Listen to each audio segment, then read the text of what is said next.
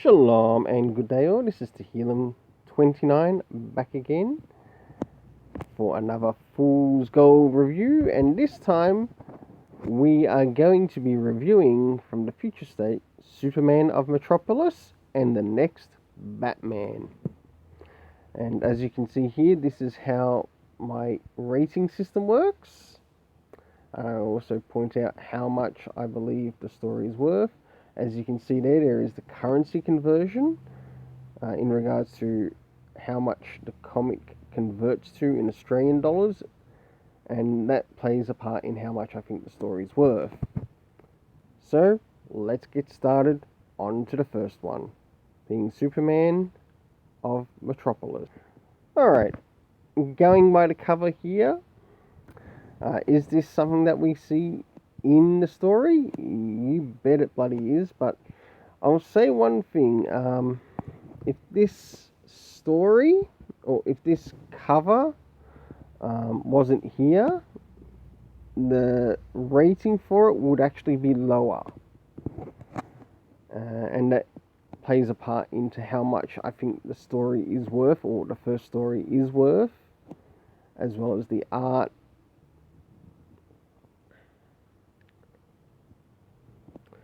So, moving on to the art, let's check it out. Now, there's three stories in regards, there's actually three stories in this. Let's move on to the first one. Now, this is some of the art within the first story, and this is pretty much consistent throughout the story, and I did enjoy the art. Now, I'll give the rating for both the cover and the art after I cover this, of course, and I'll show you a little bit towards the end. Now, this art was really nice, and I enjoyed what happened here. It's not like the best of stories, but it's an interesting story.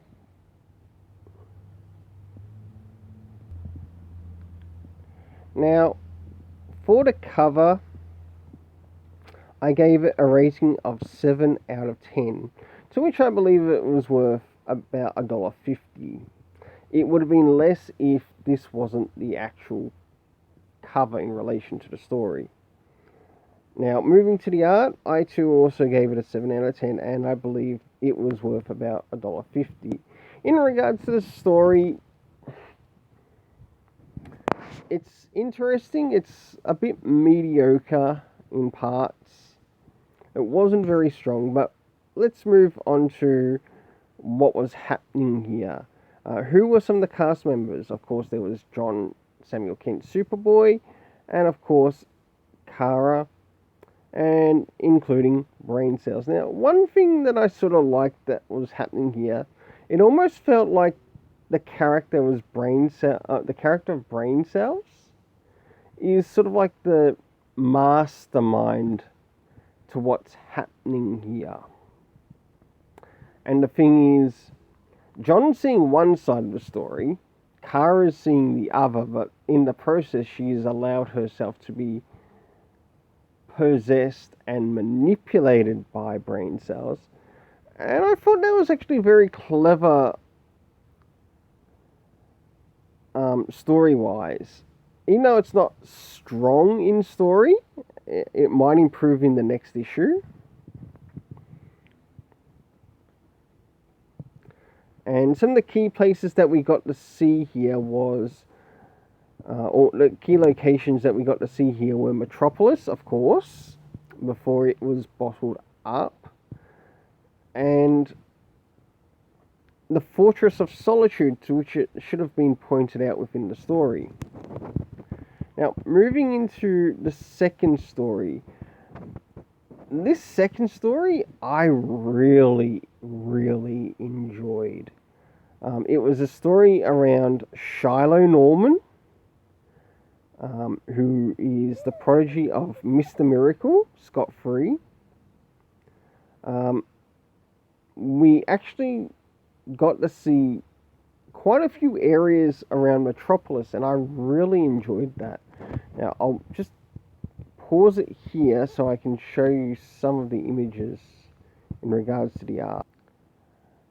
Now, for those who don't know, this is actually taking place within the bottled city of Metropolis, and here we have Shiloh Norman working on escaping. This is fucking brilliant. I really enjoyed it, and I look forward to how this story will finish. Like, I'm already hyped. Time to move on to the third story. Before I move on to the third story, I still need to give the rating for the art. To which the art got the rating of 8 out of 10. Now, this is actually one of the highest art ratings in the present Fool's Gold future state. The story got a 7.5. The total overall of being $3.50, to which $2 was given to the art and $1.50 was given towards the story. Time to move on to the third story. Now, as we move on to the third story, we've got the character of the Guardian here. And a lot of this takes place in quite a number of places within Metropolis, and I really like the world building done in this. Now, just before I move into what I thought for the art and the story, the key character here is Guardian, and I might not know much about the character, but I do like what was done here with the character. We got to visit quite a number of places such as Hell's Gate, Suicide, Slum, and quite a number of other places. I enjoyed what was shown here. Even the art helped make up for it in the story too. So, for the art rating, I gave it a 7 out of 10, and I also thought it was worth $1.50. For the story, it too got a 7 out of 10, and I also thought it was worth $1.50.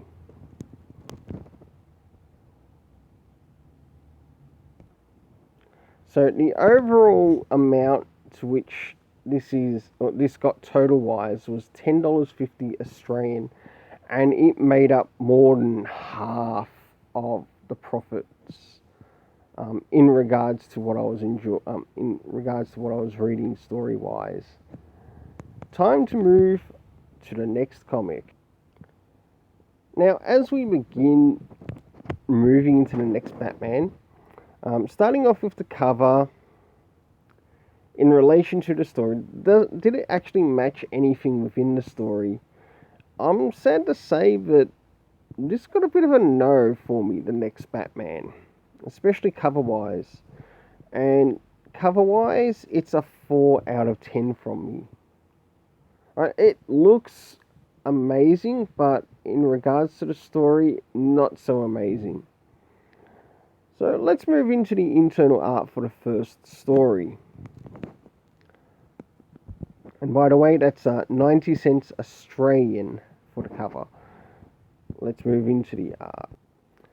Now, in regards to the art, as you can see, there seems to be quite a few mixed palettes, as they're trying to sort of help give the impression of like two different areas within Gotham, and also in regards to the family of Lucius Fox. And of course, we see here Tim Fox, to which he gets his appearance in this. He feels a little bit more like, what's the word I'm looking for? A character that has been shoved in last minute just to try to make a point. No hate against the Lucius Fox family. I think there are some good characters that they have in here, and I do like Luke Fox as Batwing, and it's nice to have someone who's sort of like connected to the Wayne Enterprises company that also can play a part in upgrading Batman's gear. including their own.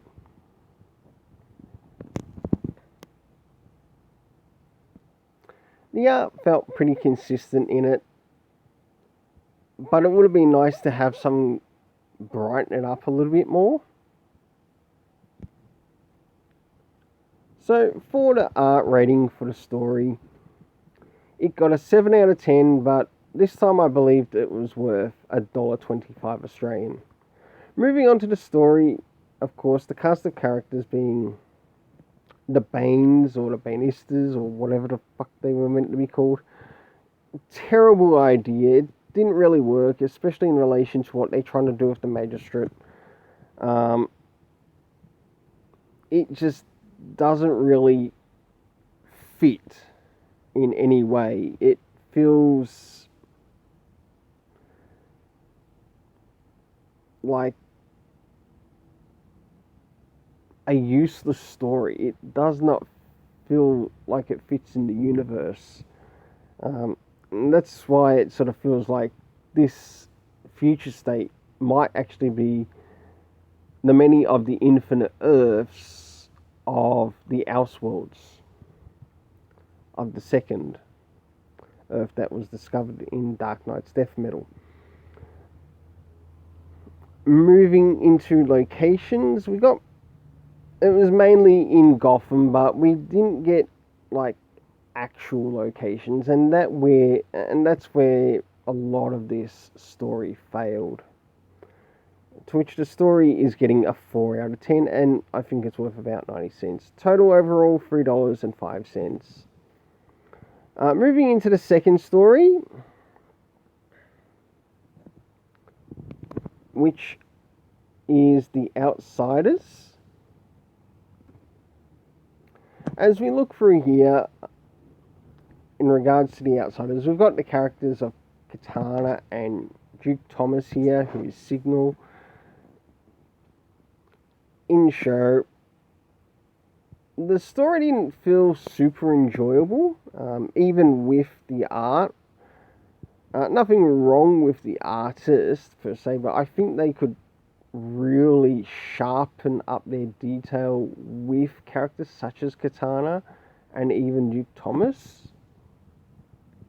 And as we move into the story a little bit more before moving into parts of the story, such as the cast of characters and locations, a lot of this happens on the inner parts of Gotham as well as outside of Gotham. So did it feel like the artist really brought that across in the story? Not really at all. In that the story got a 5 out of 10, I believe, or in that the story and the art both got 5 out of 10, to which both are worth $1.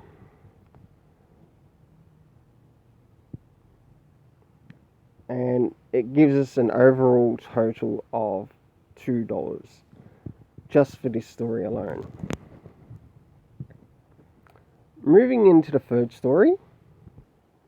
As we move into the third story and starting off with the art, I really enjoyed the art in this story, as well as the story itself. It was really nice how it came across. Now, the story and the art felt consistent. I also liked the idea within the story, we've got the Arkham Knight, plus Two-Face, Croc, a couple of others. Of course, we've got the location of Wayne Manor,